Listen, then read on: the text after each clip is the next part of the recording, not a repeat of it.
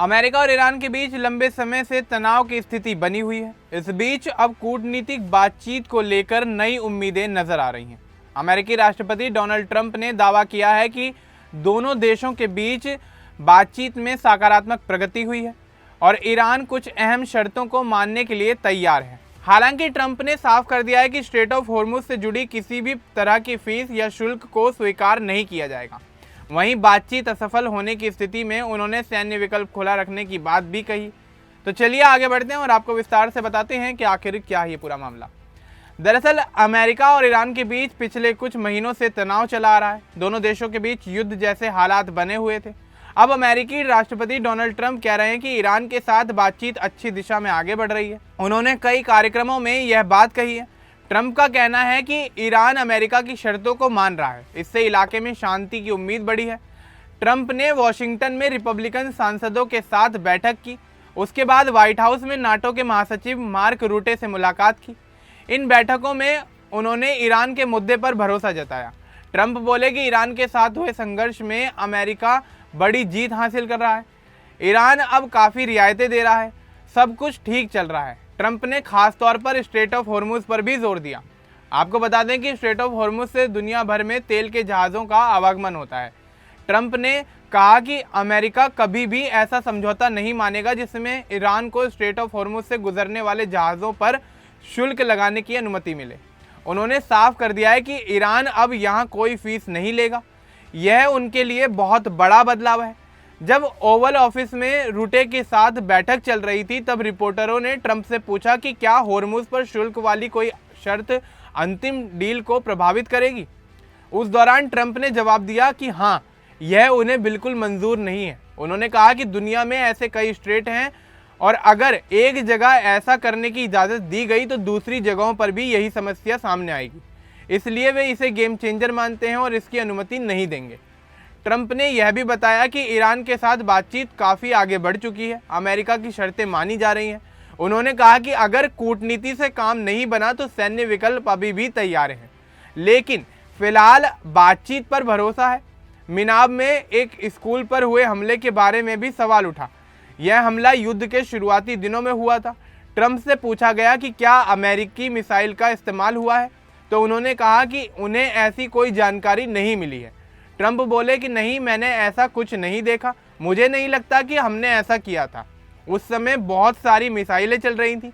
उन्होंने कहा कि इस मामले को सुलझाना मुश्किल होगा क्योंकि उस वक्त पूरे इलाके में मिसाइलें दागी जा रही थी। दूसरी तरफ ईरान के विदेश मंत्रालय के प्रवक्ता इस्माइल बकाई ने सोशल मीडिया साइट एक्स पर पोस्ट किया। उन्होंने अमेरिकी नीति की आलोचना की, कहा कि जब तक अमेरिकी सैन्यवाद और दखलंदाजी जारी रहेगी तब तक स्थायी शांति नहीं आ सकती। ईरान का पक्ष है कि अमेरिका को अपनी नीतियां बदलनी होंगी। ताज़ा जानकारी के अनुसार जून 2026 में अमेरिका और ईरान के बीच स्विट्जरलैंड में बातचीत हुई। मध्यस्थ देशों जैसे कतर और पाकिस्तान ने मदद की। बातचीत को सकारात्मक बताया गया। एक हाई लेवल कमेटी बनाई गई जो मध्यस्थता देखेगी। हॉर्मुज के लिए सीधी लाइन ऑफ कम्युनिकेशन भी शुरू की गई है। टेक्निकल बातचीत जारी है। ट्रंप ने पहले कुछ सख्त बयान दिए थे। उन्होंने कहा था कि अगर डील नहीं हो पाई तो बॉम्बिंग फिर से शुरू कर सकते हैं और हॉर्मुज पर कब्जा भी कर सकते हैं। इससे बातचीत कुछ समय के लिए रुकी लेकिन फिर आगे बढ़ गई। ईरान ने एक समय में हॉर्मुज बंद करने की घोषणा तक कर दी थी, लेकिन अमेरिका का कहना है कि जहाज़ों का आवागमन जारी है। अभी हॉर्मुज में जहाज़ फिर से बढ़ गए हैं।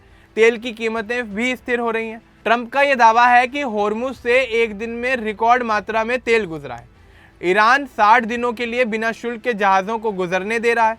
उसके बाद ओमान जैसे देशों के साथ आगे की बातचीत होगी कि स्ट्रेट को फिर से कैसे चलाया जाए। ट्रंप ने कहा कि ईरान परमाणु हथियार नहीं बनाएगा, इसके लिए जांच और समझौते की बात भी चल रही है। अमेरिका ने कुछ प्रतिबंध हटाने और बंदरगाहों की नाकाबंदी करने पर भी सहमति जताई है, लेकिन सब कुछ अभी अस्थायी है। 60 दिन बाद फिर समीक्षा होगी। नाटो के साथ संबंधों में भी ट्रंप ने अपनी बात रखी। उन्होंने रूटे से कहा कि कुछ नाटो देशों ने ईरान वाले मामले में अमेरिका की मदद नहीं की, फिर भी बातचीत सकारात्मक रही। रूटे ने ट्रंप की तारीफ की और सहयोग पर जोर दिया। इस पूरे मामले की शुरुआत फरवरी 2026 से हुई थी, जब अमेरिका और इजराइल ने एक साथ मिलकर ईरान पर हमले शुरू कर दिए थे। इसका मकसद ईरान के परमाणु कार्यक्रम और प्रॉक्सी ग्रुप्स को रोकना था। युद्ध में कई नागरिक भी प्रभावित हुए। मिनाब स्कूल हमला उनमें से एक दुखद घटना थी जिसमें सैकड़ों बच्चे मारे गए। अमेरिका ने इसे जांच का विषय बताया है, लेकिन ट्रंप ने सीधे इनकार कर दिया। अब स्थिति ये बनी हुई है कि दोनों तरफ से कोशिशें जारी हैं। ट्रंप ये चाहते हैं कि तेल का बहाव बिना रुकावट के चलता रहे ताकि कीमतें कम हों, लेकिन ईरान अपनी सुरक्षा और अधिकारों की बात कर रहा है। मध्यस्थ देश मदद कर रहे हैं।